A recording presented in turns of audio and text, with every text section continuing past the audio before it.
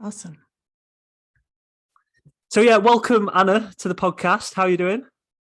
I'm great. Thanks for inviting me, Not a Adam. problem. Not a problem. So last time we spoke, one of the things that I wanted to find out more about for myself, but also for a lot of my clients, was more about menopause because it was getting into coaching. A little bit of background for me: getting into coaching, I got into it through bodybuilding and through sort of building muscle, and then obviously coming off the back of a TV program, my demographic was 20 to 40 females. So I had to switch across to coaching women. And a lot of it was to do with weight loss. And then when I was getting questions about menopause and sort of perimenopause, I didn't really have all the answers. So I looked online for someone to help me out. And then I came across your profile. I loved the things that you're putting out. So you actually came on and did an absolutely amazing webinar for all my female clients. It cleared a lot up for me, but it cleared a lot up for them as well. So that was last time we spoke. So Yes. what I kind of wanted to know was, how did you sort of get into the things that you're into? And yeah, if you can just tell us a little bit of backstory about you, if that's all right. Yeah, of course. So I'm a nutritionist with the traditional educational background here in the US. I went to school for 4 years, and then I did a master's degree in human nutrition. I came to do more of the clientele clinical nutrition. I never liked to be in a hospital because I like the fitness component. And I ended up in my beginning, I was on my 20s. I was more into sports nutrition. I coached some Olympian beach volleyball players. They went to the Atlanta 1996. I'm pretty proud of it, starting like on my 20s.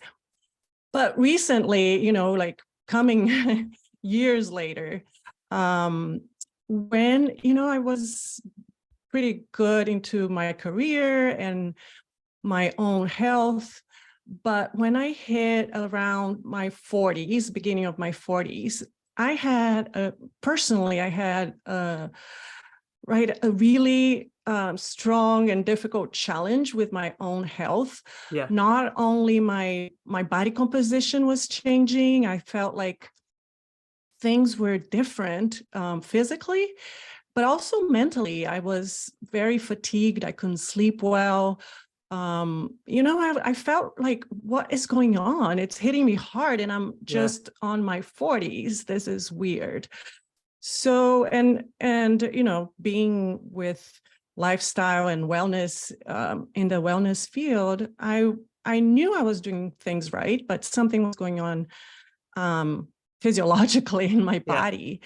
So I started looking, and at that time, it was beginning of 2000 something, beginning of the 2000s, and there was not much information out there in terms of menopause. I think this is a recent phenomena that people are even Oprah is talking about menopause, and these celebrities are more open about it and discussing, which is great, right? Because it creates awareness to this topic.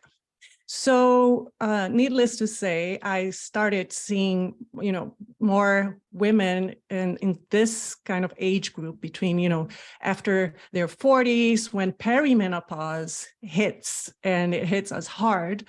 Like 80 to 90% of us have symptoms of perimenopause. And a lot, like I said, a lot to do with physical symptoms, but also like energy and mind and emotional symptoms as well.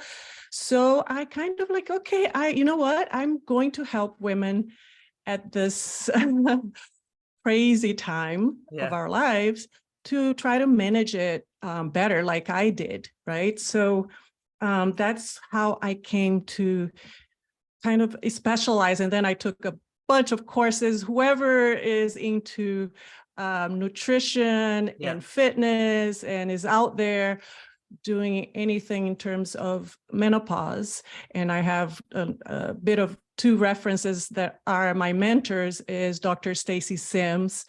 She's great. You can, definitely follow her work. She has 2 books published.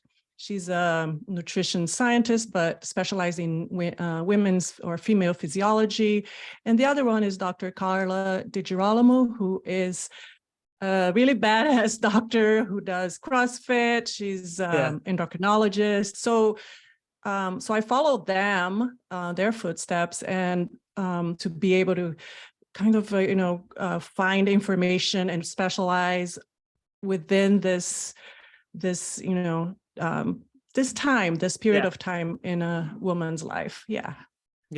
And one thing that you touched on there about the sort of unknown, for me especially, being a male, I didn't really, until I started digging into it, until like I had to find out more about it, I really didn't understand the changes that a female body goes through. To be honest, I didn't understand the change that a female body goes through before menopause, like the menstrual cycle, until you actually start looking into it. And you kind of have to, because as someone who has female clients, I have a duty to know what is going on and what's going on with the bodies, and why certain times of the month they might be struggling, or that more turning to food a little bit more, or bloating, or seeing the weight on the scales change, even though they're doing everything right. So I kind of had to figure a lot of that out. And when I started looking into perimenopause, menopause, it was crazy. And I was like, whoa. And I actually wrote down one of the questions for you. And I think it might be good to just talk a little bit on this now, but why sort of males should actually look into menopause, because I feel like if more males actually understand what females go through, it's a little bit of an unlock, because you can actually connect with your partners or your friends or your mothers a lot more. Exactly. Yes, I totally agree. And I'm so glad you are open to do that, because it's a big change. It can be very challenging for women, and having that support with a partner, with a coach who's supporting, who understands the challenges. And even like the sleep, not sleeping well, how can you perform that well in your workout? You need to understand that your client had a terrible night of sleep, has no energy, has brain fog, has all these things going on, and you have to support. It doesn't mean that you need to, treat like a baby. We're not delicate flowers, but we just have to adjust, right? We need to just to adjust to this time. So I'm glad you are open. You've been curious about it. You've contacted me a couple of times, and to provide to your clients that that support. I'll definitely be sharing this podcast with them. That is for sure. So one of the things I think we should kind of talk about is just like a brief, like menopause, perimenopause 101. What is menopause, and how does it sort of come about? How does it affect females? So that's the foundation that we have to build on. Knowing that what is happening, right? So menopause is a point of time that it's actually an anniversary, 12 months of a woman not having her period, right? So, but what does that mean? It means that her ovaries, her reproductive health has changed, because she's not releasing eggs. So she won't be pregnant again, right? So it's the end of a woman's reproductive years. So this woman will not be producing specifically 2 hormones, progesterone and estrogen. And I know that in England you say estrogen. And so these 2 hormones are the main sexual and reproductive health hormones. So we're not producing that. The age, when we hit menopause here in the US, is around 51 to 52 years of age. But before that, there is perimenopause. And perimenopause is a kind of like this gray area, because there is no specific age. There is, the average age is around 45, but some women can go in perimenopause around their 35. 35 years of age, you can start Yeah. feeling, the symptoms. And the hard thing, the difficult thing is that we cannot know if it's perimenopause for sure with blood work. Yeah. Menopause, you can go to a doctor, get some hormone testing, and you will know that you are in menopause, but not perimenopause, because, and this is the reason why so many women have symptoms. 80 to 90% of women have symptoms of perimenopause. So perimenopause is not a disease, it's just a condition, like this time before menopause, where our bodies are trying to adjust to this new reality.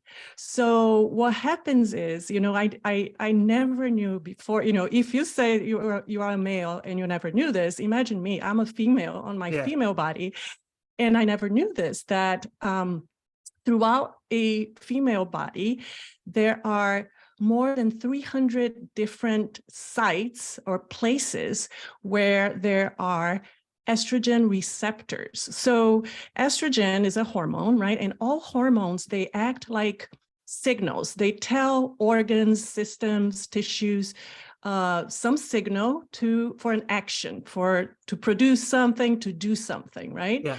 So can you imagine all around our brain, our skin, our, the liver, gut, everywhere, muscles, we have these receptors for estrogen. Now, what's happening in perimenopause, we are starting to, the body is starting to not produce, especially the ovaries, not release and produce estrogen so much, because we are preparing for menopause. Menopause is gonna, come. So the ovaries are not producing. Yes, go ahead. Is that the main cause of the symptoms, the drop in? Yes, because the estrogen, yes, estrogen is not being produced as much, but these receptors are all waiting for signals, but they're not getting it. But then, since the body is kind of trying to adjust, sometimes it will, the ovaries will produce more estrogen one day, and then you have like this, kind of like a dump of estrogen, and then the body's like, whoa, what happened here, right? And progesterone as well, but progesterone is the other hormone. It has more of a steady decline, but estrogen, since it has so many functions everywhere in our bodies, it's trying to to get the word out, but it can't, because it's shutting down. The ovaries are pretty much like, hey, we're done. Is that why perimenopausal women, and that obviously since last time we spoke, I've noticed a lot more, because what I was taking in from last time, is that why perimenopausal women will fluctuate? They'll have times where they do feel good and they feel like, oh, I'm all right, and then they'll have other times where they feel fatigued, tired, like they're getting a little bit of anxiety, and that just those sort of symptoms. Is it because the estrogen is having those dumps and having the sort of periods where it's not exactly producing? So the theory, we don't know anything. It's like, we have these theories that, like, scientists and the medical research is, the theory is because of this fluctuation, this erratic behavior of estrogen, right? And also, just to point out, since we're talking about symptoms, there are diagnostic qualified symptoms. There are 34 symptoms that you can trace it to perimenopause. So there are 34 symptoms. That's crazy. Which is a lot, and things that we don't even imagine. So skin, itching, but definitely the most common ones are hot flushes, right? So weight gain is another one, and that has to do with the change in estrogen, because, and I think this is one that many people are curious, many women are curious, why do I suddenly see my abdominal fat growing? And, maybe even you never had any issues before, but now you're seeing that change. Yeah. It's because with the lack of estrogen is actually what makes a woman more of the feminine shape. We have more fat in our hips, and you know, we have that, and of course the breasts and all feminine characteristics of a woman. Without it, we have more of a male characteristic. So this is actually known by research that the decline of estrogen will create more tendency to abdominal fat storage. So Yes. that's one of the symptoms that we start observing, that body composition change, the I brain noticed that. fog. I Yes. noticed that with a lot of people that come to me in the 40s, and they're saying to me, like, I'm doing everything that I used to do, and I'm putting on weight, or like I'm doing even more than I used to do, and I'm not seeing sort of the weight loss. And that I have to Yeah. kind of say, have you considered that you might be sort of perimenopausal, or have you sort of looked into these sort of things? And it's hard sometimes having to say that to them, because like I feel like it's still a little bit of a taboo, unspoken, especially like as sort of like a male. It's sort of like an unspoken subject. So trying Yes. to like say that to them, it's sort of hard for me sometimes to know how to word that correctly. Yeah, the taboo comes Yeah, with like, oh, I'm getting old, so it comes with midlife. So there's a lot of that. But also an important point, Adam, is to think, okay, well, so does that mean that that's it? I can't do anything about it? No, it doesn't mean that you just will have, more of a abdominal fat without having the ability to change it. You can, but you also mentioned like some women might be pushing harder, like, oh my gosh, this is happening, I'm going to push harder, I'm going to exercise more, and I'm going to decrease my calories. And that's the least we want to do. And that comes with, and I want to make this clear, because this is, I think, the key factor of many of the challenges that we see, especially with body composition changes, is that since, like I said, the body's trying to adapt to this new reality, there is an underlying daily stress response, because it is a stress, it's a physiological stress that is happening. So what that means is that we are almost on a stress kind of fight and flight mode daily. So can you imagine having that and our daily stressors in life, right? Work, financial problems, kids, and all these things that can add to stress. So that comes with that, we see on social media, people talking about cortisol, right? The stress hormone. yeah, And cortisol is not by itself, it's not a bad thing. It is bad when we are releasing it in abnormal quantities or too long. yeah. And that can happen during perimenopause, even just because we are going through this physiological change. So when we see women doing even harder workouts and dieting and extreme diets, you are adding another factor of stress. So we don't want that. We want a Don't even get me reasonable. started on extreme Yes, diets. I know that you are moderate. We think Yeah, very similar we do. on Yeah. our principles of nutrition and, being balanced about it, and I love not. what you call I think it's your program. Is it Nourished After 40? I Yes, love yes. the wording of that. Like even just the Yeah, nourish, getting fueling yourself up right, eating proper nutrients, prioritizing exactly. good health food, but having balance as well. Like I Yes. love that. Yeah, women have to be more patient at this time. Yeah, They can change their body composition. It just needs to be, more progressively. It can't be 20 pounds in 1 month. yeah, So it needs to be more progressively. It needs to have an emphasis on muscle strength, and that's your area. You know this very well because we lose muscle mass. This is not only because of menopause, but also aging, Yeah. right? This is one And thing I was going to really like dig into. The stat that blew my mind last time when we spoke. There was a couple actually. It was a certain percentage of women put weight on, and then a certain percentage of women you lose a certain percentage of muscle mass going through the menopause. And one of the things that I've said to a few of my clients sometimes, because sometimes they've been doing everything right, like they've been doing the strength training, the resistance training, like getting the steps in, staying active, eating a good balanced diet, trying to sort of eat in a calorie deficit, and the weight's just not moving. And one of the things that I've kind of said to them, and I've had to again word it correctly, but I've said like, what is the stat about how many women put on weight during menopause? 65%. 65%. So I've had Yeah. to say to them sometimes, like, look, I know you're not losing weight and I know it's not going exactly in the direction that you're going, but the fact that you're actually maintaining the weight right now is a massive, massive positive. And that's not the only positive you're going to be doing, because what was the stat about the Muscle mass? muscle mass? Well, 3 to 8% decrease in muscle mass per decade. Yeah.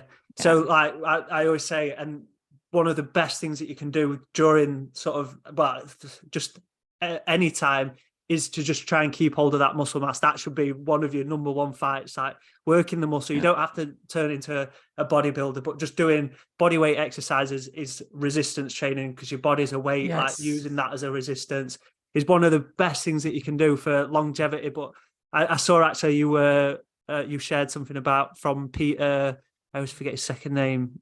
Peter Attia. Yeah. Yes. Yeah, he's big into longevity. And I believe he said something about the percentage of the how much muscle mass you have and sort of bone density is one of the biggest contributing factors to how long you could potentially live. Is that correct? Yes, I think so. And I think, this is a new, he calls it new medicine. Yeah.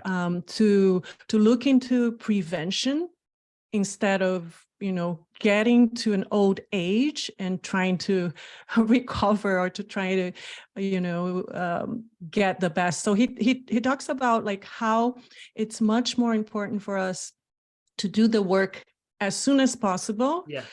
And not get to a point in our 80s where we already have sarcopenia, which is that debilitating atrophy of the muscle. Like my dad had that, and he was a walker. He walked every day. And I kept telling my father, like, you need to do some resistance training. I can see that you don't have muscles, Dad. You need to go. And I hired a trainer for him, but it's just that mentality. He was from a generation that it was more cardio exercises and walking. So it's important for people to, and I think that's great, Adam. We need to make sure that the mindset of women is not stuck on trying to, get into a thin body, because thinness is actually not great for longevity. Osteoporosis, women that are too skinny, they have much more chances of developing osteoporosis, weak bones.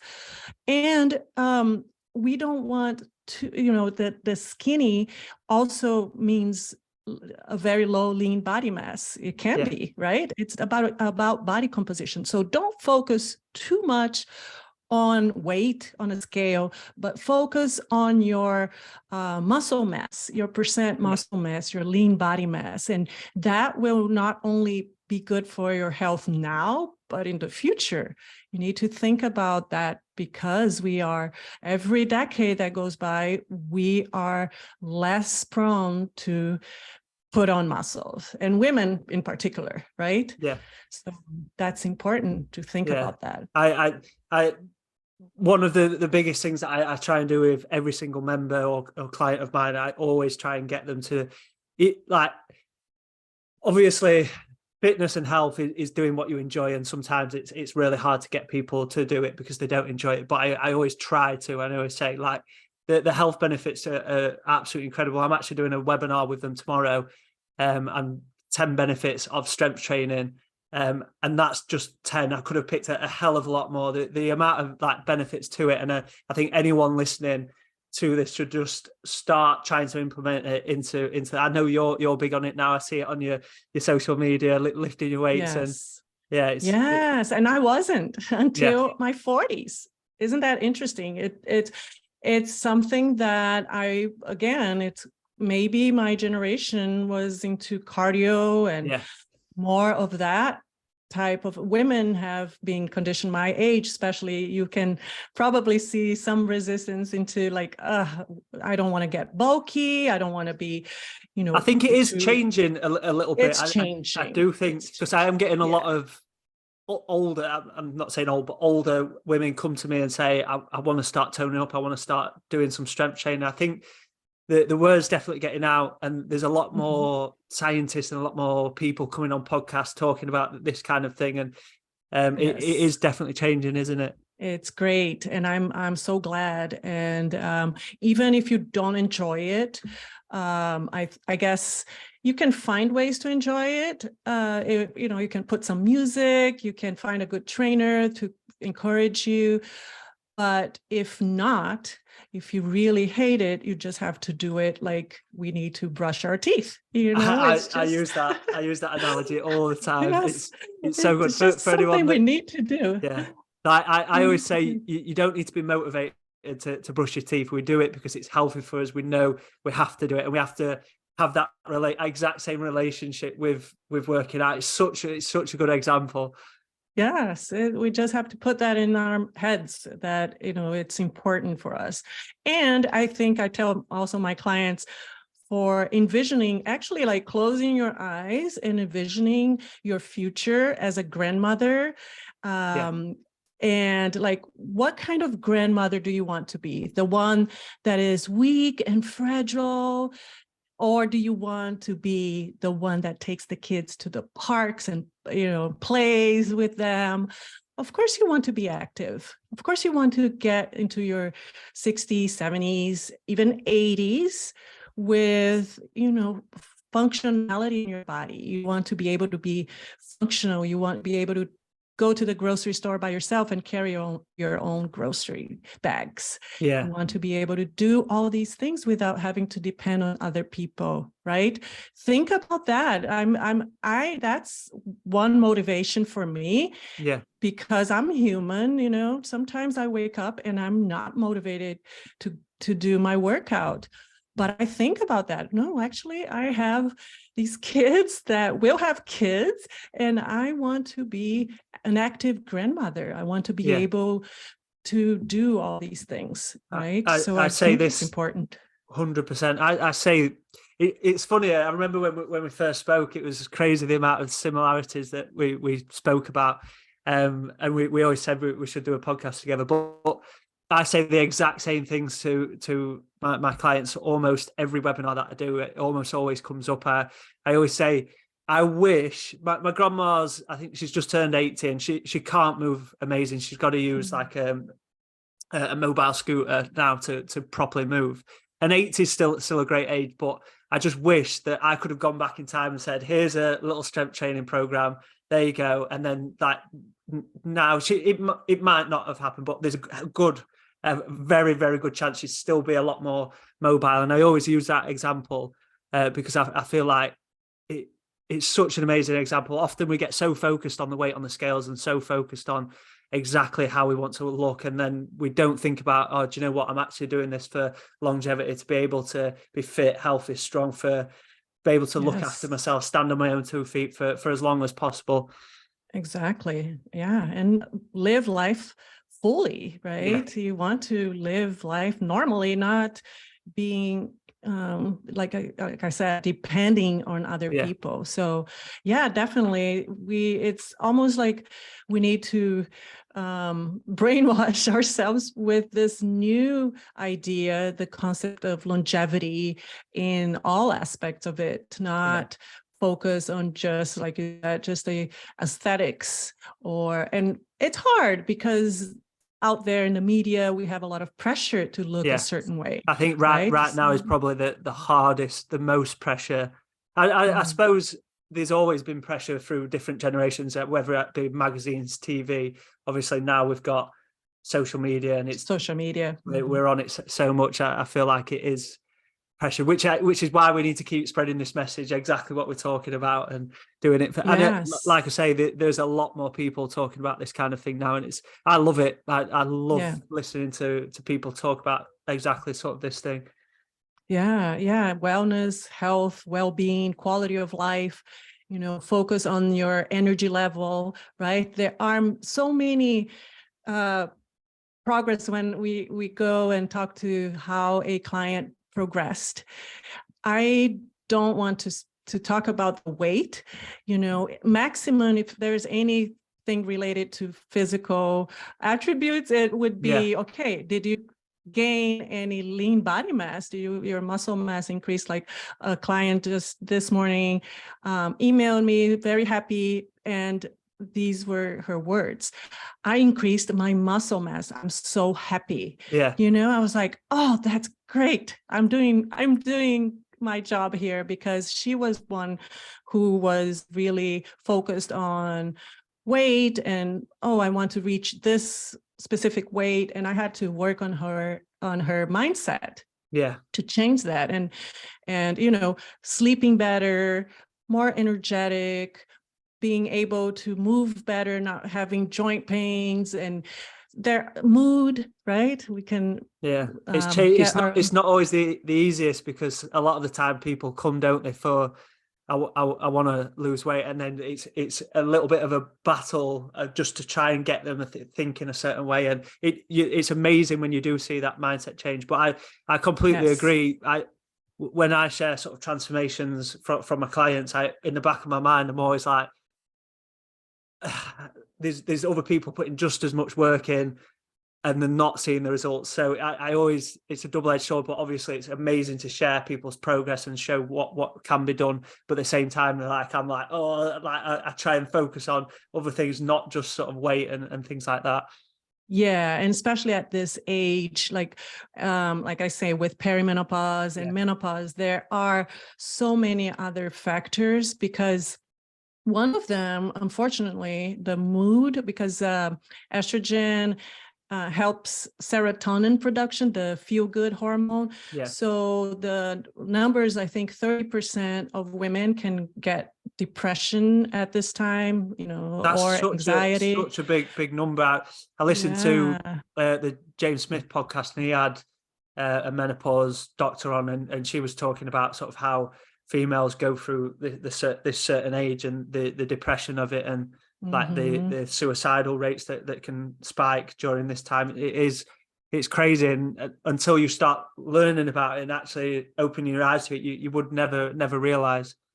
Yes, and it's a chemical imbalance. It's not anything else other, and there is no specific reason. It just happens. And also mood swings, and all, I was talking about these different mood and emotional changes that happen at this time.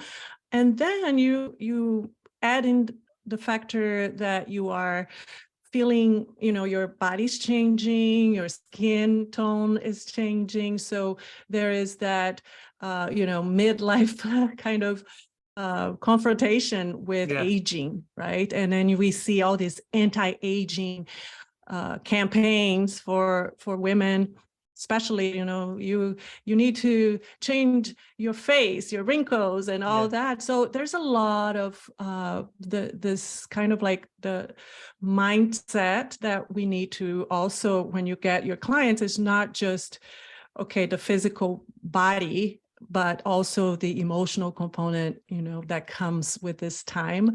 So it's a hard time, but it's also a positive time, because I think it's, we can get hit hard with symptoms that wake us up for like, whoa, I need to take care of myself. Right. I need to take care of my sleep. I need to manage my stress. I need to work out. I need to care for my muscles. I need to care for my nutrition. All of those things will help you so much, your quality of life.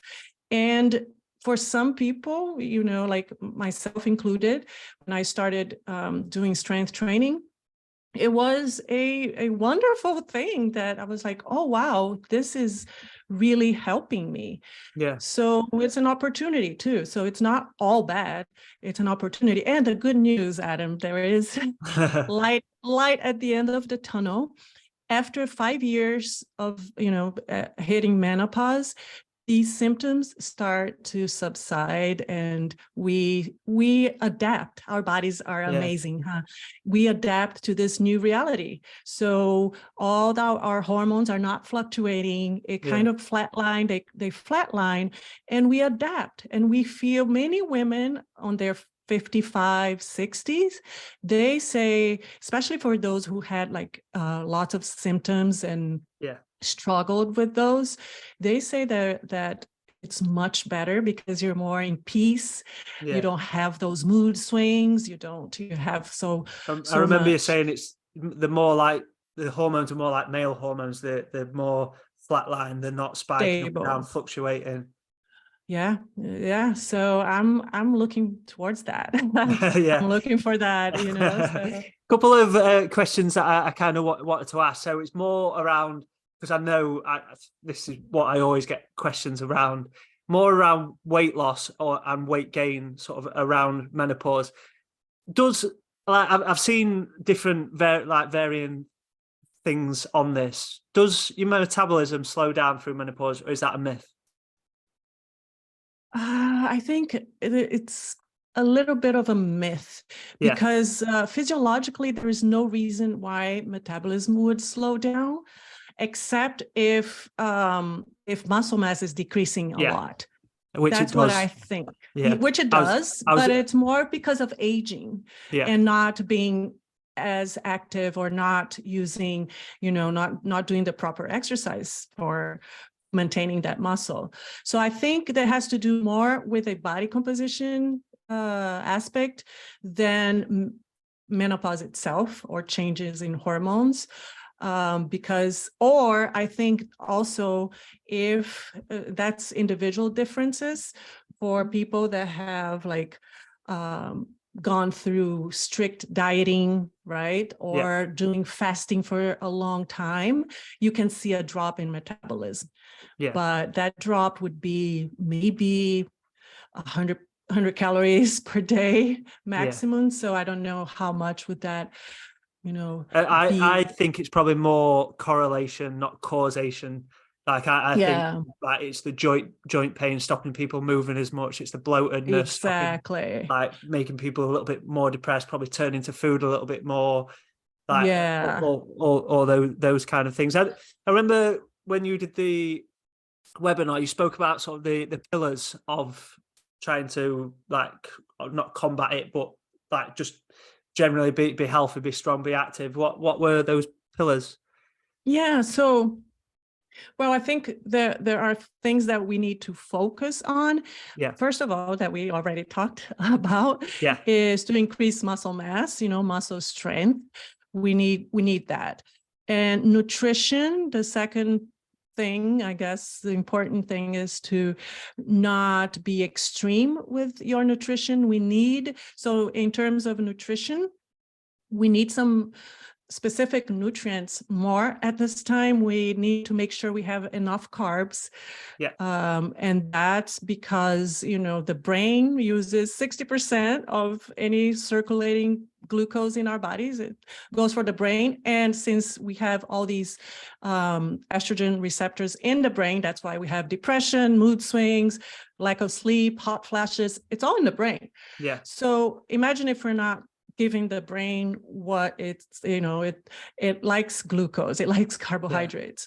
So I've tried low carb, wasn't for me at all. No, and it's you're not a man. Needed. It's not needed. Imagine a woman who is struggling already. So we need to have enough carbs. We do need to focus on protein for muscle mass and muscle recovery.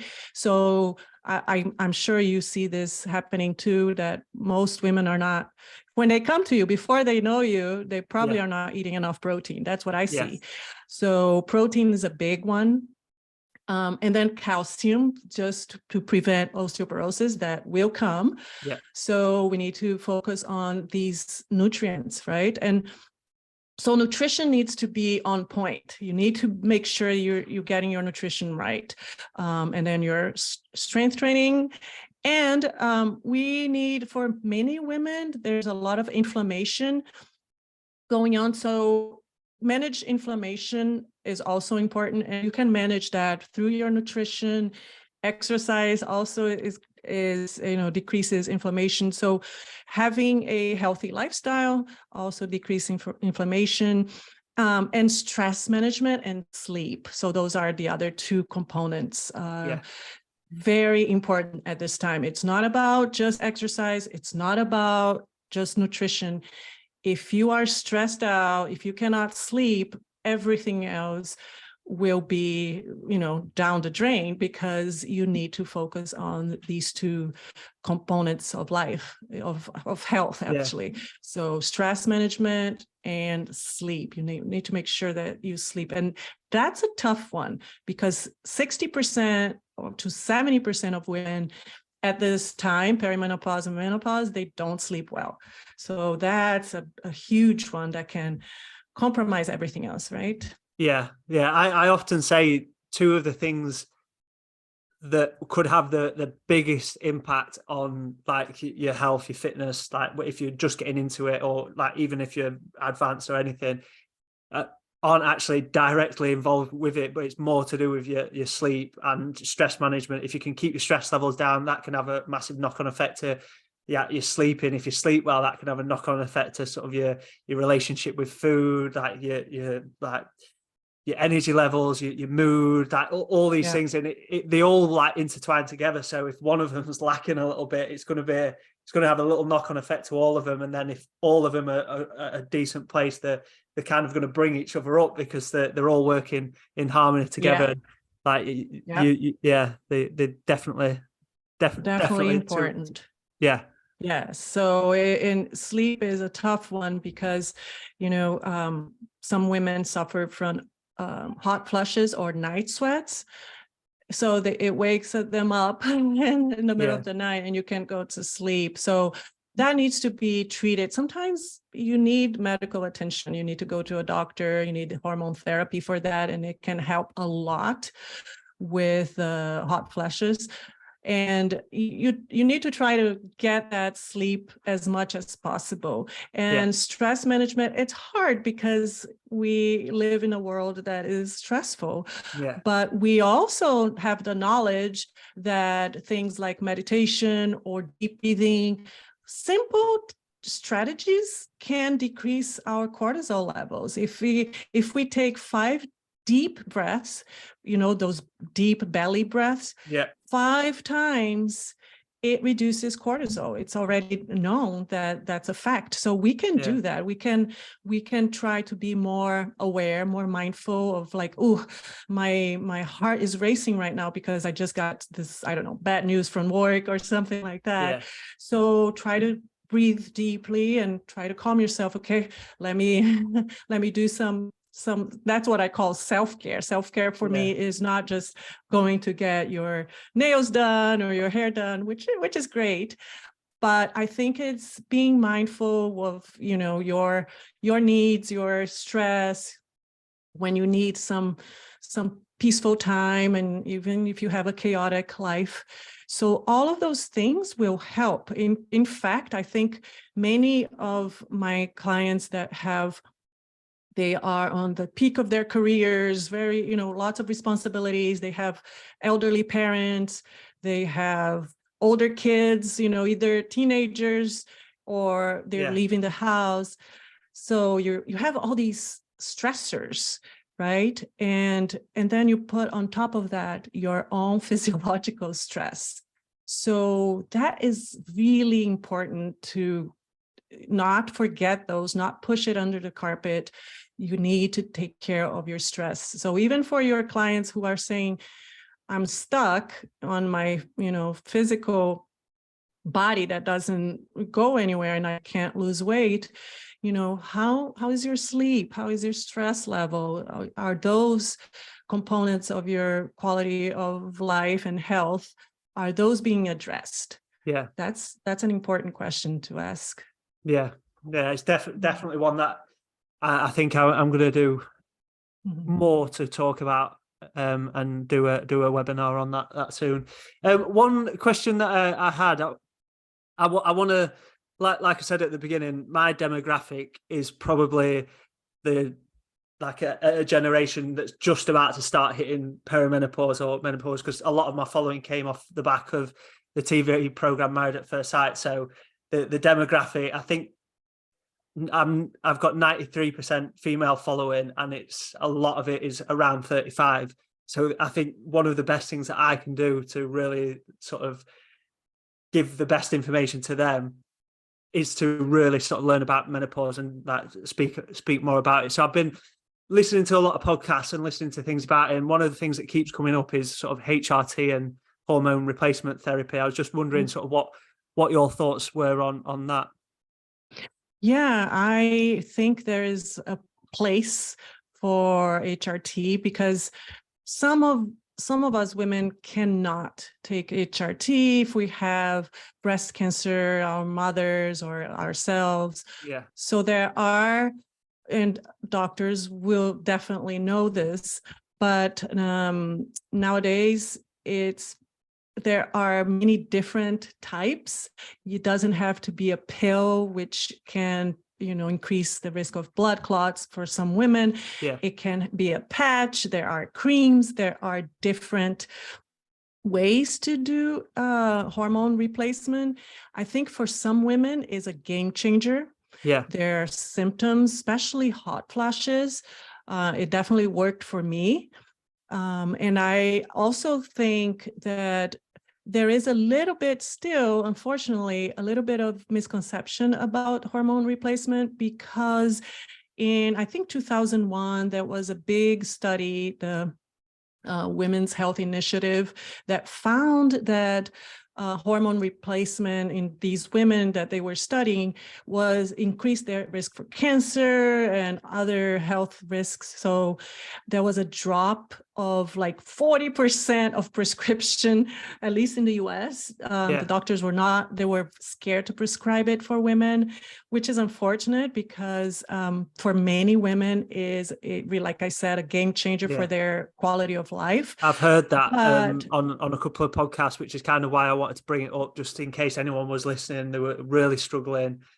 It could always and I'm definitely not qualified to tell anyone to do this, but that definitely potentially speak to a doctor, maybe ask them about it and see what they recommend. Yeah, because that study was very flawed. It was studying women who were already 65 years or older. That's not the population that we're talking about. For like perimenopausal and early menopausal women, around 40s and 50s, there's not many risks associated, except if you have an individual risk, like I said before.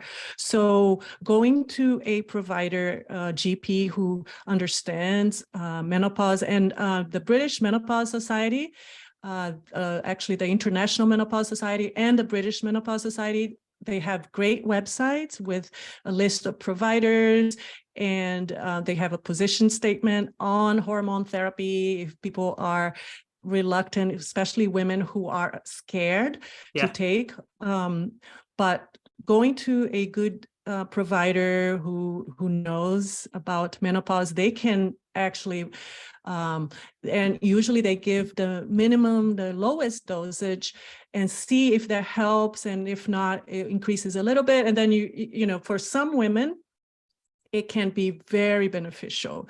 For others, it might not, but for many women, like I said, some mood regulation, especially hot flashes, and even some help with body composition. Some women, that's not the majority, but some women see some benefits on their body composition just by using hormone replacement. But the most important thing for hormone replacement, I think the most benefit comes for hot flushes. I think that's the main one. But also, I think there's a lot of research with that after this study was pretty much debunked. There is a lot of interest in, okay, how can we optimize, hormones and replace them when women are experiencing all these symptoms to maybe